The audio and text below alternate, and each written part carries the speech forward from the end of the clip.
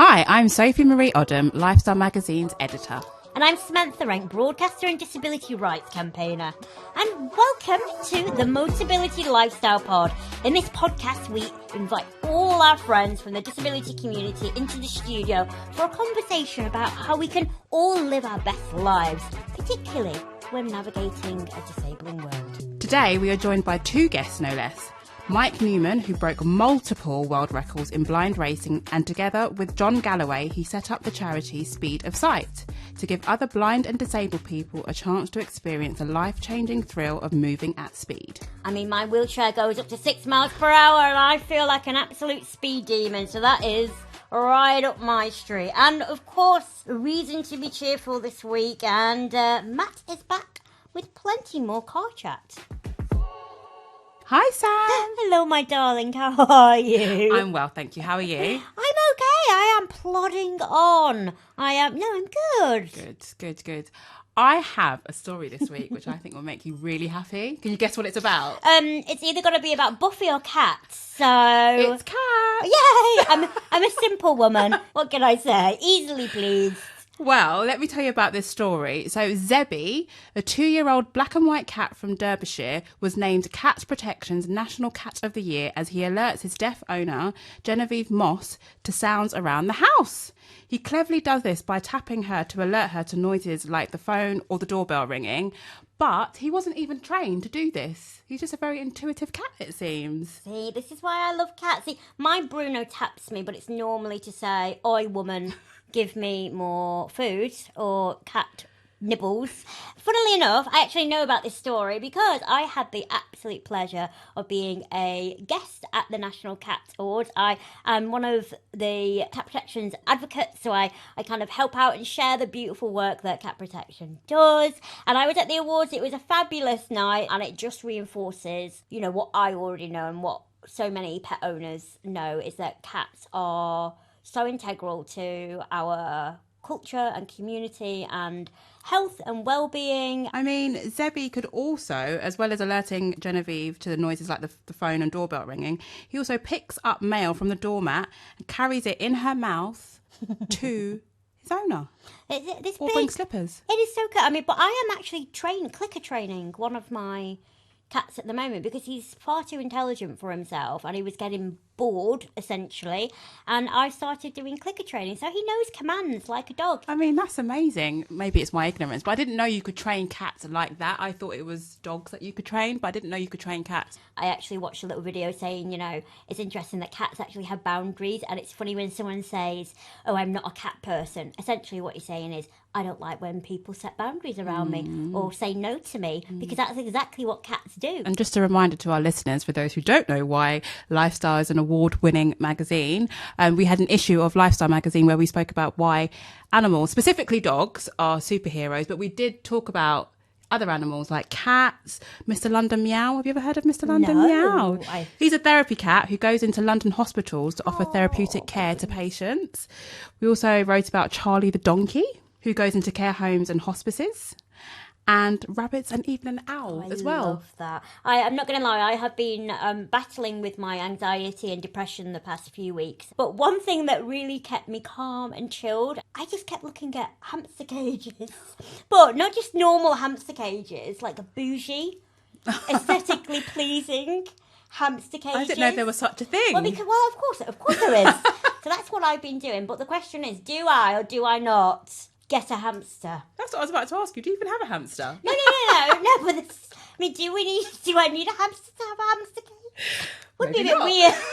Just to decorate it, a bit like a dollhouse. Okay, well, that was a nice segue into mental health, because there's another reason to be cheerful I wanted to talk about. Was US gymnast, Olympic champion Simone Biles has just made her return to gymnastics after taking 2 years out due to her mental health. She took a step back. Good for her. Yeah, and she's come back with a bang. She came first in the competition, a triumphant return. I just think it's a message of sometimes you need to take a step back to move 10 steps forward. I think it's really great that we are seeing so publicly someone sharing their mental health journey and showing that it's not the end of the world if you take time out. Yes. You know, but I think for disabled people, the biggest fear, and I've felt this, is that we have so few opportunities on the whole that if we say, or the fear is, if we say no, or if we say, well, actually, I'm prioritising my health or mental well-being, that you might not be asked back. And what I'll say to anyone who is fearing that, because I definitely felt that, when one door closes, another one will absolutely always open. It might not be instantaneously, but it will happen. So therefore, it is worth investing in yourself. So yeah, well done to her. Well done to Simone. I wholeheartedly agree. Setting boundaries is key. Our guests today are Mike Newman and John Galloway, the co-founders of Speed of Sight, an organisation that provides motorsport experiences for people with disabilities, including sensory, cognitive and physical.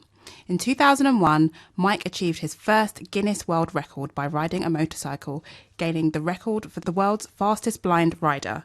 But that was just the beginning. It's such a pleasure to have both of you with us today. And Mike, let's start with you. So I guess many children are obsessed with danger and speed. I was not one of those children. I was playing with Barbie dolls and cutting their hair. But I guess being blind and having that disability, and very similar to myself, being born with my impairment, meant that, you know, the encouragement was maybe, shall we say, lacking. People weren't very forthcoming with saying that we could achieve. And I suppose, was that very similar, the narrative that you experienced growing up? That people were rather dismissive when you said that you absolutely wanted to turn your dreams into a reality? When I was obviously little, I was really keen, from being about 3 or 4 year old, on cars and powerful high-performance equipment. And I figured out myself that that's something I wasn't going to be able to achieve because I couldn't see. But it wasn't until I became later on adult life, in my late 30s, one day I said to myself, because I was getting frustrated, what if I had to go anyway? Okay, I can't see, that's the way, that's not going to change. But what if I found a way of experiencing the exhilaration that I feel my disabilities robbed me of? If I can find a way of doing that and experience that excitement of being in control of a high-performance machine, how wonderful would that be? So I started to change my attitude to, rather than just, oh, well, woe is me, I can't do it because I can't see, to, I'm going to have a go and I'm going to find a way to do it. And once your mindset changes, and then it starts to take over your life, to be fair. And eventually, after a lot of planning and preparation, what I believed I could do, I did. And it was absolutely fabulous. What exactly is it about, you know, being on a bike? What goes for your body? Obviously, being blind means that you see the world very, very differently and you experience things very differently. But there must be something quite grounding and quite empowering about being on a bike. Can you describe that feeling to us? What I thought and felt was I've got tired of being a passenger. And everything that I've achieved, whether it would be in my career or whatever it was in life that I had tried to achieve or attain to, I had to do it within the environment I live in, i.e. without sight. So there was just a way of finding out how it could be done, and how we actually did it, both with the motorcycle and the cars, was to have a navigator, and my navigator was connected to me via a radio link. And over that radio link, I'd get directional information.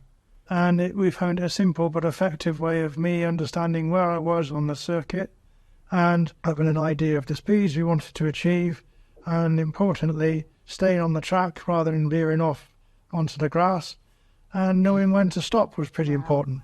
Well, that is like pure trust, isn't it there? I don't even know who I would be able to trust, if I'm completely honest. Can you imagine? Well, I guess you kind of have to be a thrill seeker, don't you? Oh, yeah. That's the main part of it. And not upset the person that would navigate. Exactly. Make sure that they are your bestest friend. So, John, how did you begin working with Mike, and what compelled you both to set up Speed of Sight? Well, I got to know Mike because, strangely enough, he was my business bank manager. And we had a very good, friendly business relationship. And I got to know Mike after he achieved this amazing achievement on the motorcycle, which was incredible.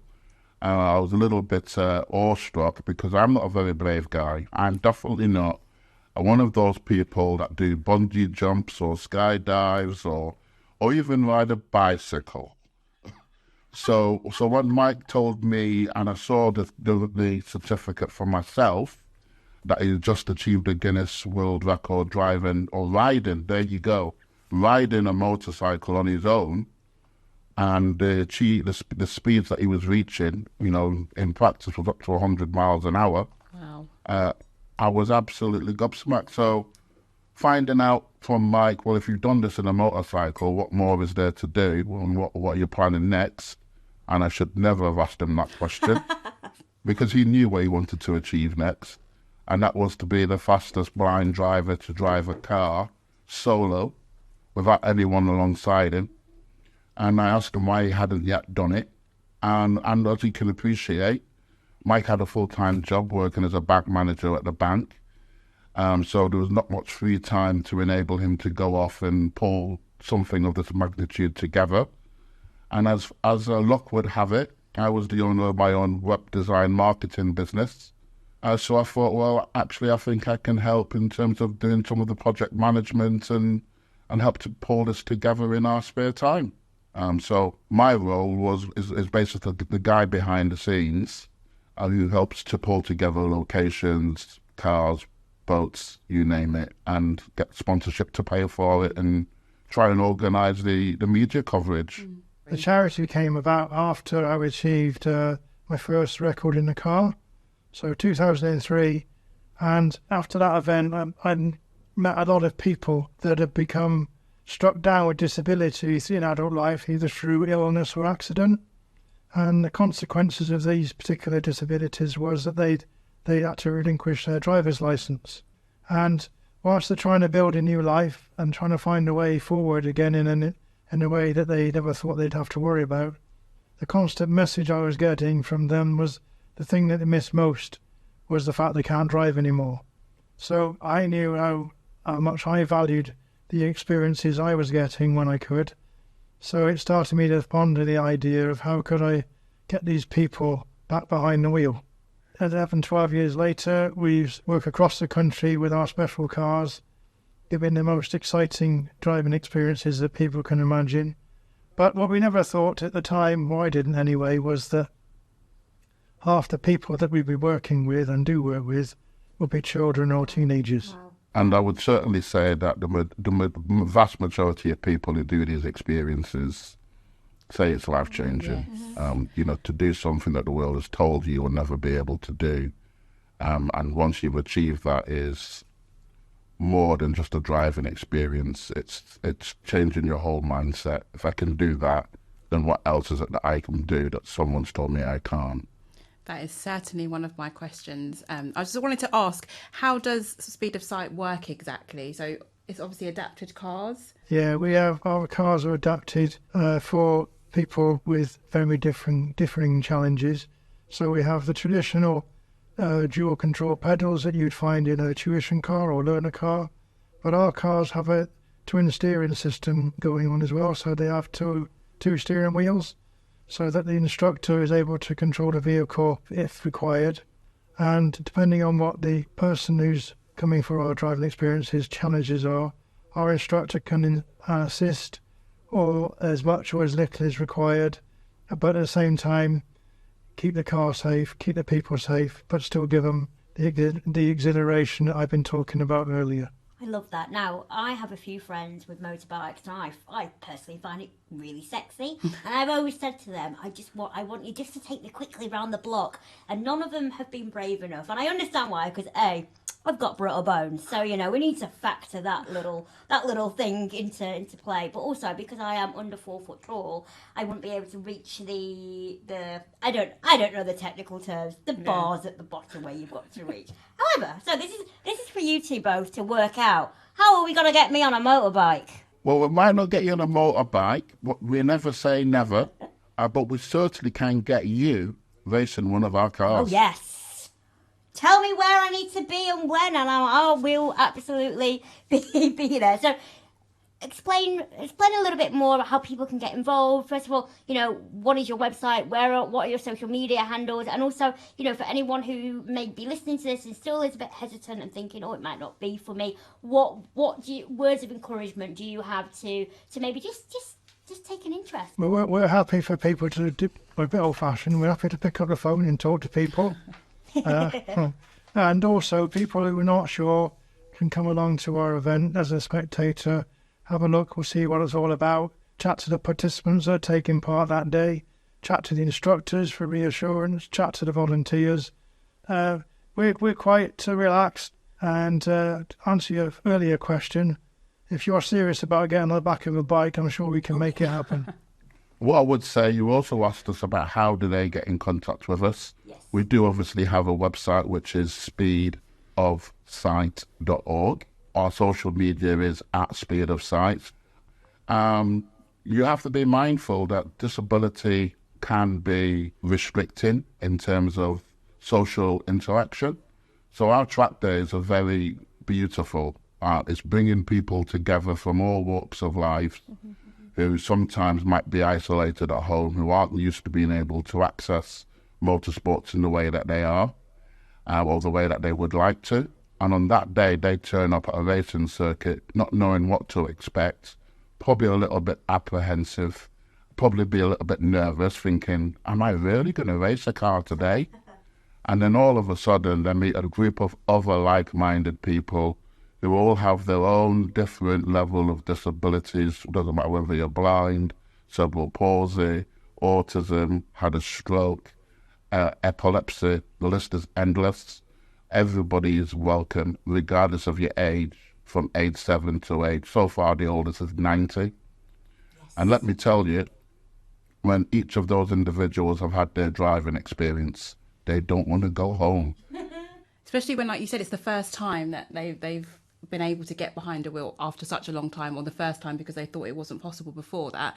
In terms of the rules and laws surrounding driving with a disability, like, for example, if you've got, you're blind, you might not be able to drive legally on the road. Because listeners might think, oh, how can I do that? Will I be breaking any rules? Is it legal? Yes, it is legal. We are using purpose-built and dedicated race tracks. Within that environment, you are allowed to drive a car without a driver's license.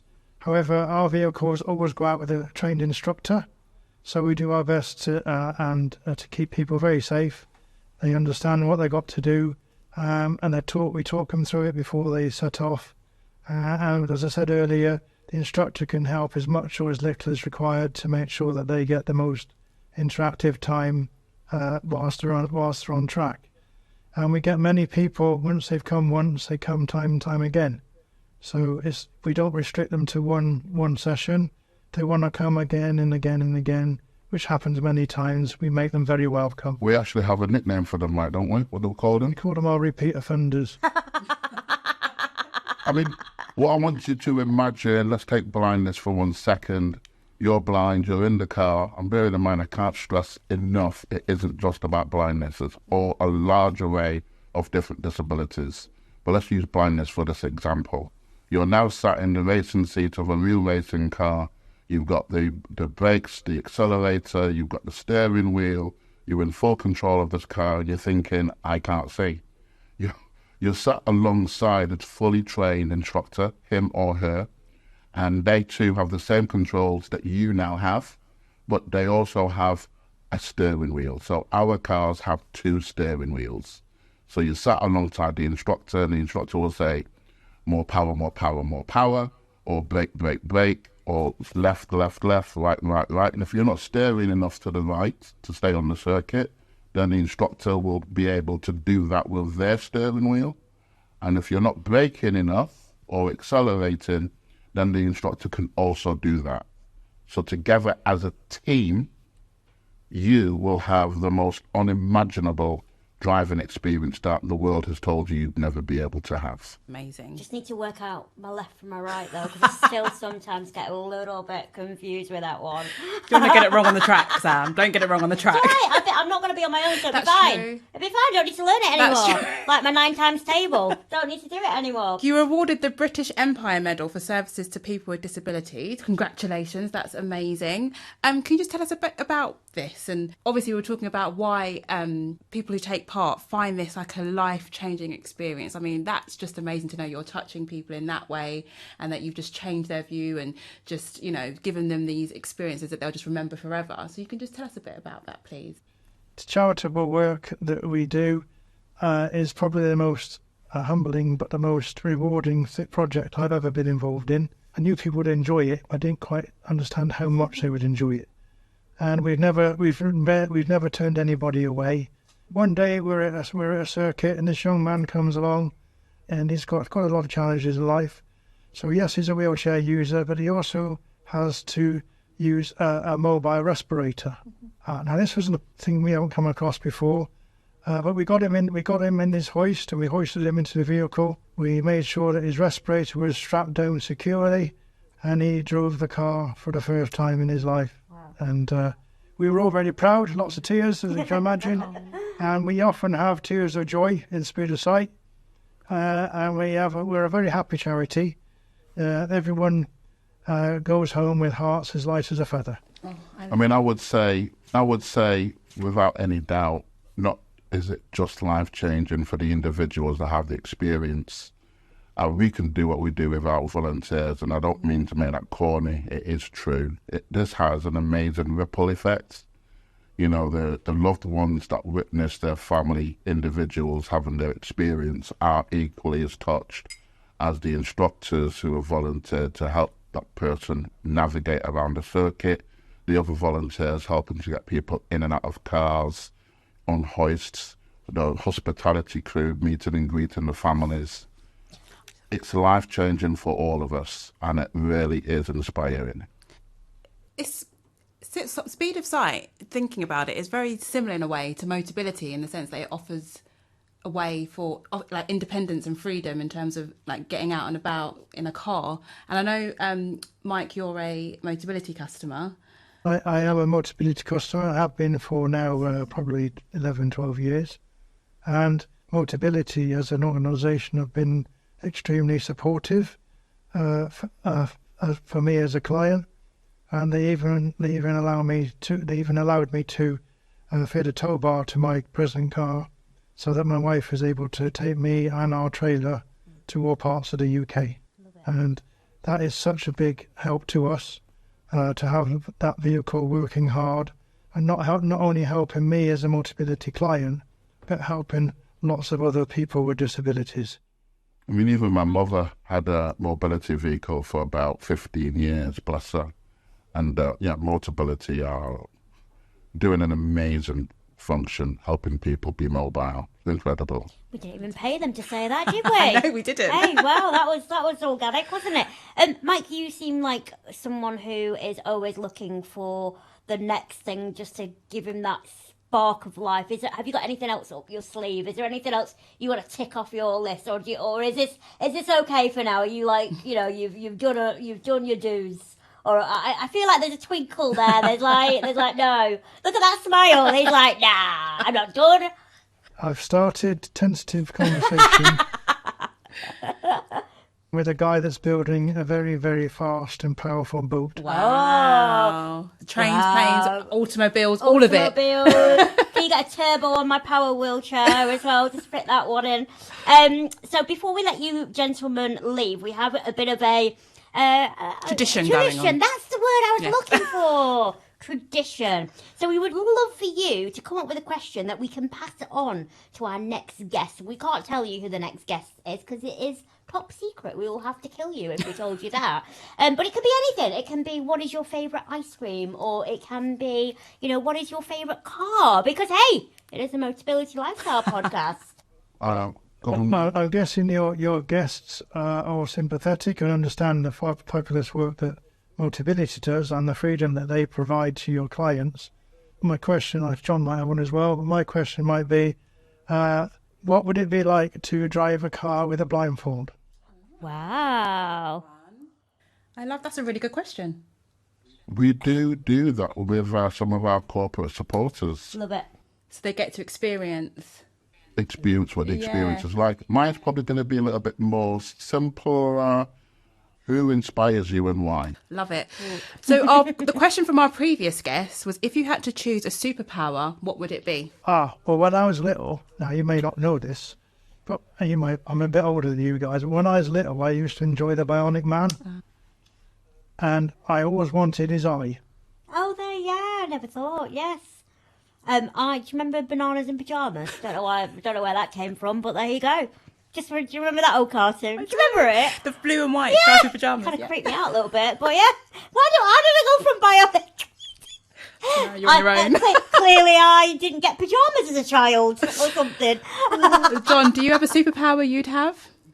Well, actually, I was a big fan of the $6 Million Man, to be fair, and I wish I could have his speed. There you go. Well, jump in one of the cars and you do. Absolutely. Mine's a bit naff now, Banana Man. Really? I've got a potassium deficiency. Honestly, what's happened? What have you put in his cup of tea? So the challenge is out there for you ladies. We'd love to get you into one of our cars at some point. We'd love that. Absolutely. Thank you so much, guys. It's really great chatting to you. And yeah, we'll definitely keep in touch if we get to have an experience in one of the cars. But no, thank you. We're not self-centered in any way. Oh, no. Thank That was brilliant. you. Thank you. Sam, what time is it? It's Culture with Matt. So Matt, what are we here with today? So today we are talking about tips for saving fuel and keeping fuel costs low. So basically, one of the things that I come across a lot in the scheme is people either get new cars and aren't expecting that actually that car uses more fuel than their previous one, and suddenly they're surprised by the increased fuel costs. And obviously no one needs that in their life. And even things like courtesy cars. Sometimes people need courtesy cars because there's an issue with their car and suddenly they can't afford to run it.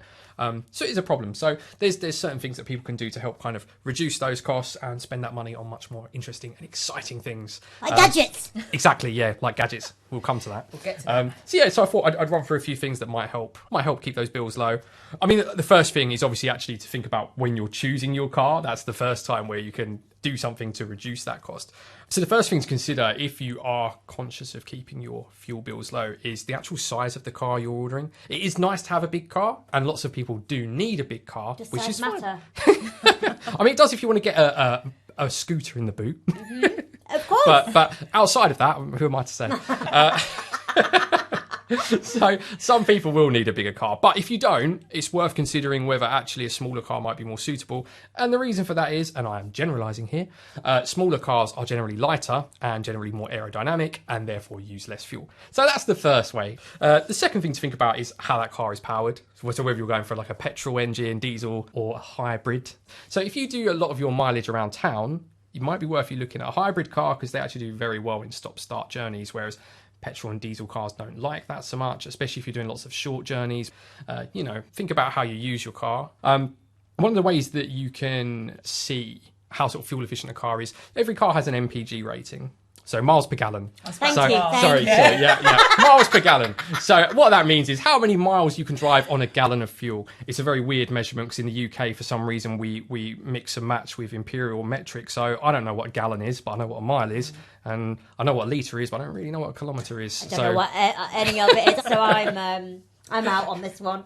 It's more of a just rough guide. So a car might say, oh, it will do 50 miles per gallon. And in the real world, it does 40. But it's a good rough guide to start with. You can look at car reviews or look at people online, forums. People will tell you what they're getting in the real world. So once you've sort of chosen a car that's suitable and useful, the next thing you can do is moderate the way you drive. There are quite a few things you can do to save fuel. Unfortunately, none of them involve driving in an erratic, exciting, lunatic way. But they all involve being a bit sensible and a bit gentle. How fun, Matt. But yeah, the first, and it's quite an obvious one, I guess, is being gentle with the accelerator. It actually makes quite a big difference. When you're accelerating, if you accelerate gently, it uses a lot less fuel than sort of stamping on the accelerator or grabbing that accelerator and rocketing up to the limit before you It slow might be down. worth investing in a therapist and meditation and yoga Absolutely. retreats just to combat that then. Yeah, don't drive angry. The next thing is just anticipating, which is useful in just all aspects of driving. It improves road safety if you're kind of anticipating what's ahead and thinking about what's going to happen. But the reason that saves you fuel is if you can see that lights are changing ahead of you, or if you can see there's a roundabout coming up, just backing off the accelerator and coasting rather than accelerating right until you get to the red light and then slamming on the brakes.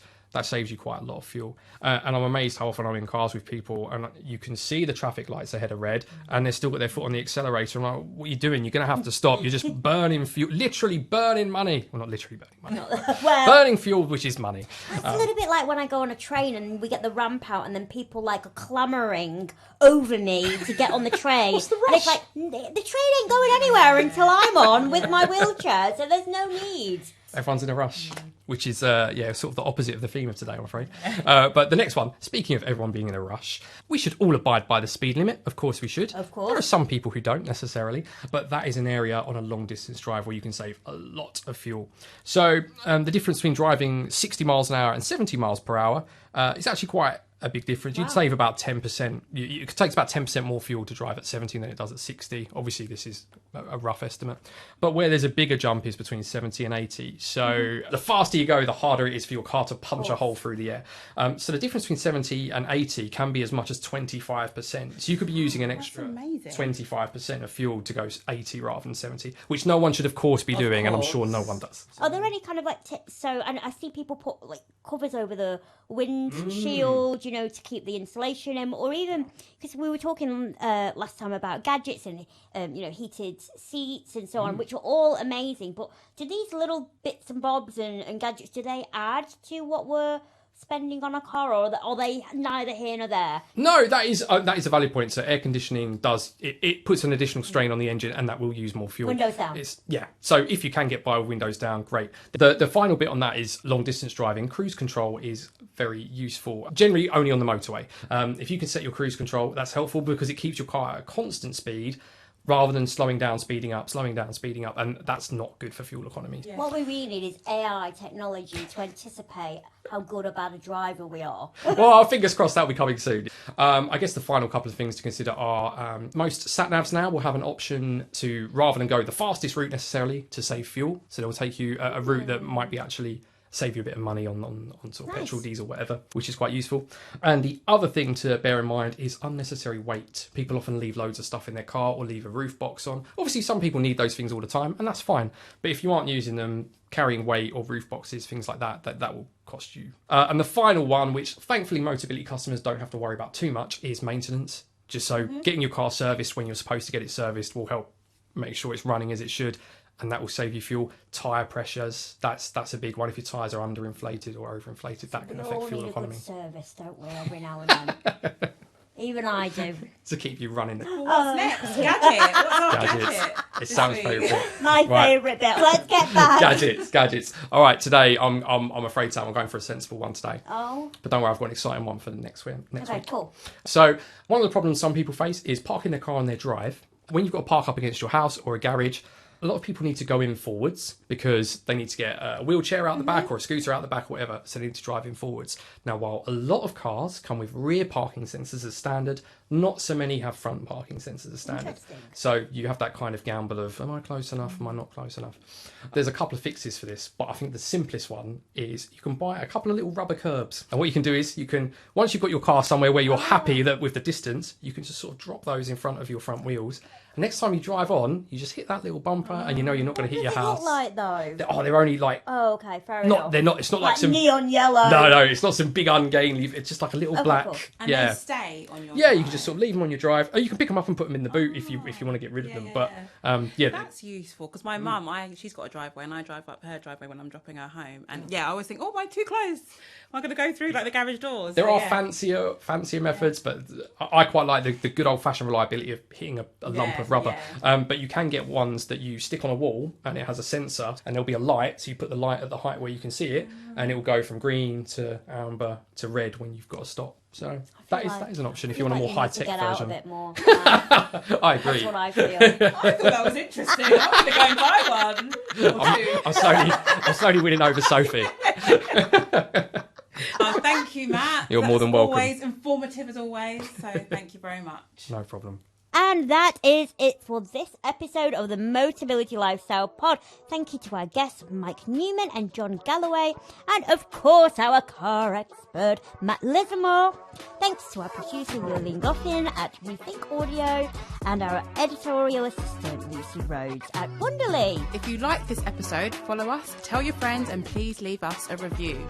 If you want to tell us what you thought, or if there's something you'd like to hear, come and say hello on Instagram. For behind-the-scenes content, follow us on TikTok and watch the full video on YouTube. You can find us on Motability_lifestyle_mag. Finally, if you want more information about the Motability scheme, go to motability.co.uk. Or if you want to learn more about Motability the charity, visit motability.org.uk. And that's it. I'm Sophie Marie Odom. And I'm Samantha Rink. See you all in 2 weeks. Bye.